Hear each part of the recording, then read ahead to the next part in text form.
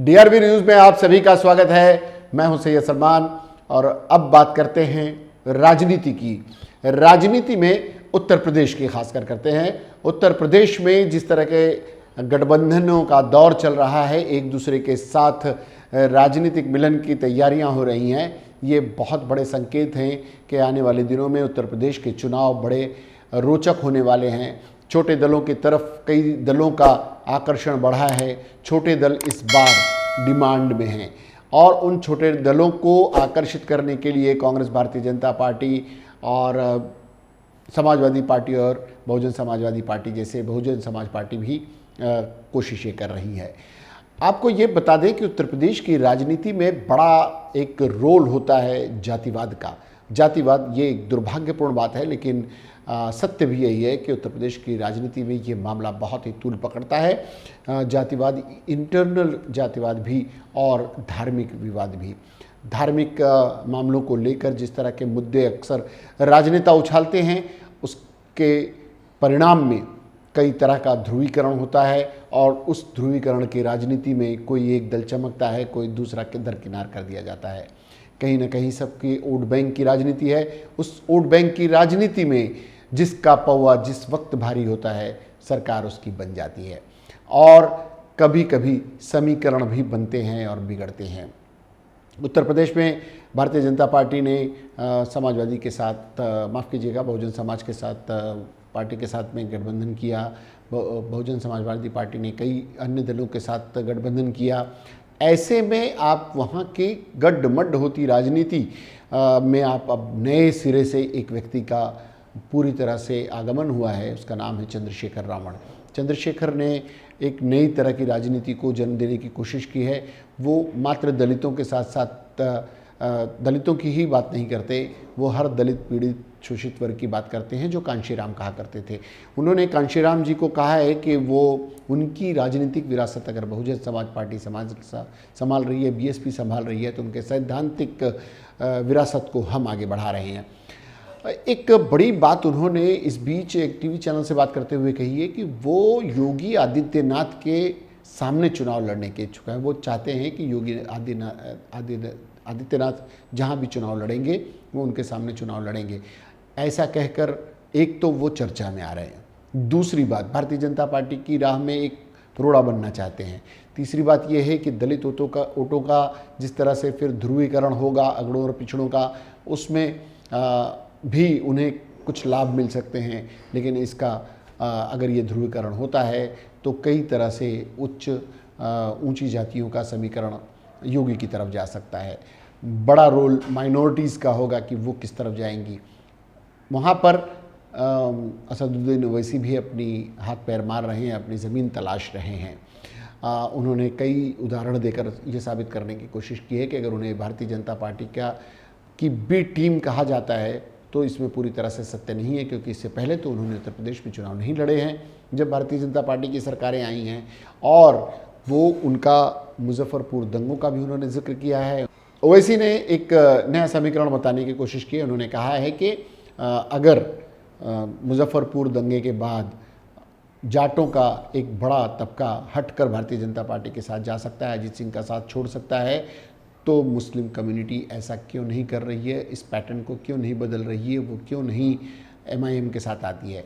ये अपने आप में एक बड़ा सवाल है और इस बड़े सवाल को मुस्लिम समाज को सोचना है कि वो इस तरह की ध्रुवीकरण की राजनीति का हिस्सा बनने को क्या वो तैयार है, और उसके इफ़ बट के भी उसे बहुत कुछ सोचना होगा। राजनीतिक भेद बढ़ेंगे तो मुस्लिम समाज को उसका खामियाजा भुगतना पड़ता है।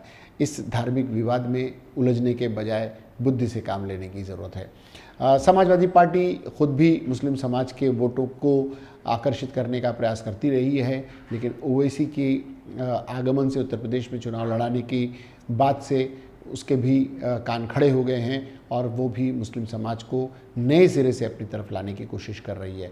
मुस्लिम यादव का समीकरण और भी बढ़े, ऐसा अखिलेश का प्रयास है। उन्होंने अपने चाचा को भी मना लिया है। शिवपाल यादव भी उनसे अलग होकर नई पार्टी बना ली थी। शिवपाल का एक कदम अगर अखिलेश की तरफ बढ़ा है तो दूसरी तरफ वो ओवैसी से भी बात कर रहे हैं। चंद्रशेखर रावण की जब बात होती है तो ये माना जा रहा है कि राजनीतिक रूप से कहीं ना कहीं भारतीय जनता पार्टी ने अपनी नीतियों से, अपने कर्मों से, अपनी एक्शंस से बसपा पर, मायावती जी पर कहीं ना कहीं कंट्रोल कर रखा है और वो उतनी आक्रामकता से प्रचार प्रसार नहीं कर पा रही हैं। बीएसपी फिलहाल अभी थोड़ा सा ठंडा चल रही है, न जाने क्यों। उसी का लाभ चंद्रशेखर को मिल सकता है क्योंकि वो युवा भी हैं और लोगों को आकर्षित करने का उनका तरीका अलग है। वो एक गुरिल्ला वॉर जैसा राजनीति कर रहे हैं। अब देखना यह है कि वो किस करवट बैठते हैं। बड़ी बात यह है कि उन्होंने सीधे सीधे योगी आदित्यनाथ को चैलेंज करके, मुख्यमंत्री को चैलेंज करके अपने आप को चर्चा में तो ला दिया है। इसके नतीजे क्या निकलेंगे ये अभी नहीं कहा जा सकता, लेकिन उत्तर प्रदेश में ओम प्रकाश राजभर की राजनीति हो, अनु पटेल की राजनीति हो, कुर्मी समाज का वर्चस्व हो उन इलाकों पर, ठाकुर ब्राह्मण की राजनीति हो, यादव और पिछड़ों की अन्य राजनीति हो, मुस्लिम समाज की और हिंदू समाज की राजनीति हो, इस तरह का जिस तरह का समीकरण बनता जा रहा है उसमें अभी कुछ भी कहना मुश्किल है। इसमें विकास, महंगाई, गरीबी, मजदूरी, ये सारे मुद्दे अभी गौण हैं। अभी जिसका पौवा भारी है, जिसकी तरफ मतदाताओं का आकर्षण बना हुआ है, उन्हीं दलों की आपस में एक दूसरे के साथ समझौते की बातें चल रही हैं।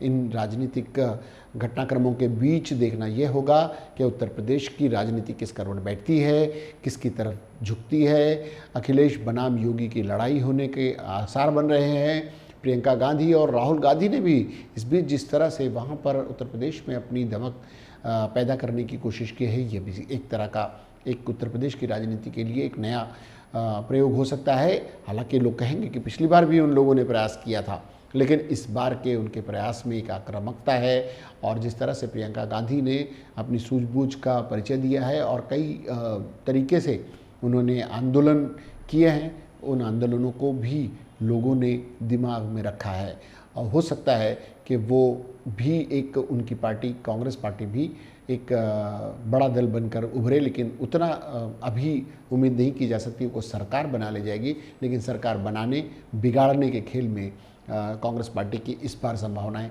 बढ़ गई हैं। देखना यह होगा कि कौन सा दल किसके साथ गठबंधन करता है। चंद्रशेखर रावण जैसी और ओवैसी जैसी शक्तियां वहां पर क्या गोल खिलाती हैं। आम आदमी पार्टी ने भी वहां चुनाव लड़ने का मन बनाया है। संजय सिंह ने खूब, उनके सांसद संजय सिंह ने बड़े वहां पर प्रचार रैलियां वगैरह भी की हैं। तो अभी ये कहना थोड़ा सा मुश्किल है कि ऊँट किस करवट बैठेगा, लेकिन योगी, अखिलेश, मायावती की लड़ाई और कांग्रेस की धमक और पिछले छोटे दलों की जिस तरह की गठबंधन की राजनीति चल रही है, उसमें चौंकाने वाले नतीजे उत्तर प्रदेश में आए तो कोई बड़ी बात नहीं होगी।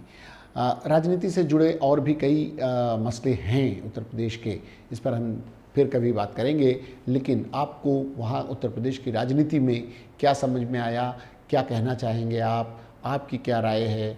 ऐसे किसी भी मुद्दे पर आप हमसे बात करना चाहें तो हमारे चैनल को लाइक करें, DRV न्यूज़ को लाइक करें, सब्सक्राइब करें, कमेंट बॉक्स में जाकर अपनी बात रख दें।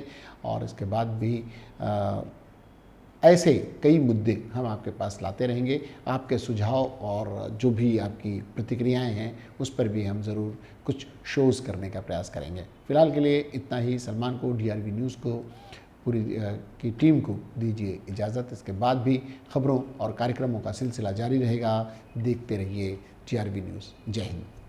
सपनों के शहर मुंबई में मनराज ग्रुप पेश करता है मनराज व्यू, जो शहर के बीचों बीच एक घर खरीदने का मौका दे रहा है। आपके बजट के अनुकूल शानदार 1 BHK और 10 मंजिला टावर और कीमत सिर्फ 75 लाख रुपए। और यह सब उपलब्ध है कुर्ला अंधेरी रोड, साकीनाका मेट्रो स्टेशन और अंतर्राष्ट्रीय एयरपोर्ट के नजदीक। मनराज व्यू में घर होना यानी आराम और सुविधा का पूरा आनंद। जल्दी करें, अनुकूल बजट में ऑफर केवल सीमित अवधि के लिए। PM आवास योजना और लोन सुविधा भी उपलब्ध, शर्तें लागू।